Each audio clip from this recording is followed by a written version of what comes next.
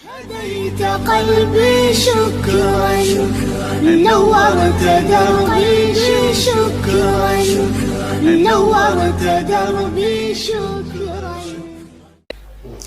اعوذ باللہ من الشیطان الرجیم. بسم اللہ الرحمن الرحیم. الحمد لأہلہ والصلاة علی اہلہا. اما بعد. قال اللہ تبارک وتعالی فی القرآن المجید. بسم اللہ الرحمن الرحیم. ذالک الکتاب لا ریب فیہ ھدی للمتقین. عنوان تعارف قرآن مجید کا تیسرا پارہ ہے، جس کے دو حصے ہو سکتے ہیں. پہلا حصہ سورہ بقرہ کا جو بقیہ حصہ ہے، اور دوسرا ابتداء سورہ آل عمران. پہلا حصہ یعنی سورہ بقرہ کا جو آخری حصہ ہے، اس میں پروردگار عالم نے تین اہم باتیں بیان کی ہیں. سب سے پہلے دو بڑی آیتیں اس بارے میں ذکر ہیں، دو نبیوں کا تذکرہ ہے، اور صدقہ اور سود میں فرق بیان کیا گیا ہے. دو بڑی آیتیں جو اس پارے میں پائی جاتی ہیں، ایک آیت الکرسی ہے، جسے ہم اور آپ حفظ بھی ہیں اور جس کا ورد مسلسل کرتے رہتے ہیں. فضیلت کے اعتبار سے بے انتہا عظیم آیت ہے، جسے آیت الکرسی کہا جاتا ہے. روایات میں بے انتہا فضیلتیں اس کی موجود ہیں. ان کی تلاوت صبح و شام انسان کو کرنی چاہیے، جس میں کم سے کم 17 مرتبہ پروردگار عالم کا ذکر ہوا ہے. اور دوسری آیت جسے آیے مدائنہ یا آیے دین، آیے تدائین کے نام سے یاد کیا جاتا ہے، جو قرآن مجید کی سب سے بڑی آیت کہلاتی ہے. سورہ بقرہ کی 282ویں آیت، جس میں تجارت کا ذکر ہے، قرض کا ذکر ہے، جس میں کہا گیا ہے کہ اگر کسی کو قرض دو تو اسے لکھ لو، یادداشت کر لو. بہرحال یہ دو بڑی آیتیں جسے پروردگار عالم نے اس بارے میں بیان کیا. دو نبیوں کا تذکرہ ہے. ایک حضرت ابراہیم علیہ السلام کا نمرود سے جرح و بحث کی گفتگو یہاں پہ ہوئی ہے، اسے پروردگار عالم نے ذکر کیا ہے. نمرود سے مباحثہ جو ہوا ہے جناب ابراہیم کا. اور ایک اہم آیت جسے ہم اور آپ سنتے رہتے ہیں، کہ جس میں پروردگار عالم سے جناب ابراہیم نے دعا کی، کیف تحیی الموتی، پروردگار مردوں کو زندہ کیسے کرتا ہے. یہ بحث اسی پارے میں موجود ہے. پروردگار عالم نے کہا اولم تؤمن، ابراہیم کیا تمہیں یقین نہیں ہے، کیا ایمان نہیں لایا؟ کہا نہیں، یقین ہے، لیطمئن قلبی، اطمینان قلب کے لیے پوچھ رہا ہوں. دوسرے جو نبی جن کا تذکرہ اس بارے میں ہوا ہے جناب عزیر علیہ السلام ہیں، کہ جنہیں پروردگار عالم نے 100 سال تک موت دی. 100 سال تک اس کے بعد سے پروردگار عالم نے انہیں حیات عطا کی.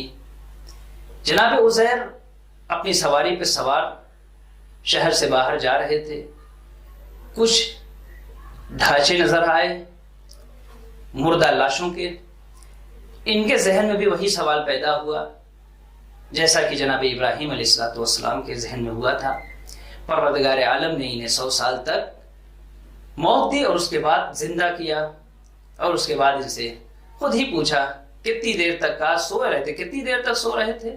تو ان کا جو جملہ قرآن مجید نے نقل کیا ہے، لبثت یوما او بعض یوم، ایک دن یا کچھ اور اس سے زیادہ سویا تھا، اس سے زیادہ نہیں. تو یہ دو انبیاء کا تذکرہ قرآن مجید نے اس بارے میں کیا. صدقہ اور سود، اس کا فرق بیان کیا ہے. میں صرف مختصراً بیان کر رہا ہوں کہ صدقہ بظاہر ہم یہ سمجھتے ہیں کہ صدقہ دینے سے پیسہ کم ہوتا ہے اور سود لینے سے پیسہ بڑھتا ہے، جبکہ ایسا نہیں ہے. قرآن مجید کی منطق بالکل الگ ہے. قرآن مجید کا کہنا یہ کہ سود لینے سے برکت کم ہوتی ہے، پیسہ کم ہوتا ہے، صدقہ دینے سے اس میں مال میں اضافہ ہوتا ہے. دوسرا حصہ سورہ آل عمران کا ابتدائی حصہ ہے. اس بارے میں اور اس سورہ میں پروردگار عالم نے 4 اہم باتیں بیان کی ہیں۔ ایک موضوع سورہ بقرہ سے مناسبت ہے، دوسری چیز اللہ کی قدرت کے 4 واقعات، 4 قصے اس سورہ میں بیان ہوئے ہیں، تیسری اہل کتاب سے مناظرہ ہے اور مباہلے کا تذکرہ اس پارے میں ہے، اور انبیاء سابقین سے عہد لیا ہے پروردگار عالم نے۔ سورہ بقرہ سے مناسبت یہ ہے کہ سورہ بقرہ میں بھی قرآن کی حقانیت کو ثابت کیا گیا، اور اس حقانیت کو ثابت کرنے کے لیے پروردگار عالم کا خطاب اہل کتاب سے تھا۔ سورہ آل عمران میں بھی پروردگار عالم کا خطاب اہل کتاب سے ہے۔ فرق یہ ہے کہ سورہ بقرہ میں یہودیوں سے خطاب تھا اور آل عمران میں زیادہ تر نصارہ سے پروردگار عالم کا خطاب رہا ہے۔ دوسری چیز، اللہ کی قدرت کے 4 قصے اس میں بیان ہوئے ہیں۔ پہلا قصہ جنگ بدر کا ہے، جس میں 313 مومنین نے 1000 کے لشکر کو شکست دی۔ دوسرا قصہ جناب مریم کا ہے کہ جب بھی موسم کے پھل ان کے پاس موجود تھے، جناب زکریا نے آ کے پوچھا، کہا عند اللہ، کہ کہاں سے آئے؟ اللہ کے پاس سے آئے ہیں۔ یہ بھی قدرت الہی کا ایک کرشمہ۔ تیسرا قصہ جناب زکریا کا ہے، جن کو بڑھاپے میں ضعیف العمر ہو چکے تھے جناب زکریا، جب پروردگار عالم نے اولاد کی بشارت دی۔ یہ بھی الہی قدرت اور اس کے نظام کا ایک حصہ ہے۔ چوتھا قصہ جناب عیسیٰ علیہ السلام کا بغیر باپ کے پیدا ہونے کا ہے، اور بچپن میں جناب عیسیٰ کا یعنی گہوارے میں لوگوں سے گفتگو کرنا، انی عبداللہ کہنا۔ یہ 4 اہم قصے ہیں جو اس بارے میں بیان ہوئے ہیں۔ اور تیسری بحث اس آخری حصے کی مناظرہ ہے اور مباہلہ ہے۔ مناظرہ، پہلے تو مناظرہ ہوا، لیکن جب نجران کے عیسائی نہ مانے تو مباہلے پہ قرارداد ہوئی کہ ٹھیک ہے، ہم اپنے نفسوں کو لاتے ہیں، تم اپنے نفسوں کو لاؤ، ہم اپنے بیٹوں کو لاتے ہیں، تم اپنے بیٹوں کو لاؤ، ہم اپنی خواتین کو لاتے ہیں، تم اپنی خواتین کو لاؤ۔ چنانچہ مباہلہ ہوا، اور پیغمبر ان ذوات مقدسہ کو لے کے بڑھے جن کو دیکھتے ہی ان کے پادریوں نے یہ کہا کہ یہ تو وہ شخصیات ہیں اور ایسے چہرے کو ہم دیکھ رہے ہیں کہ اگر یہ بد دعا کے لیے ہاتھ اٹھا دیں، بلکہ اگر یہ اشارہ کر دیں تو پہاڑ اپنی جگہ کو چھوڑ دے۔ چنانچہ مباہلہ ختم ہوا اور مفاہمہ ہوا، اور یہ لوگ جزیہ دینے پہ راضی ہوئے۔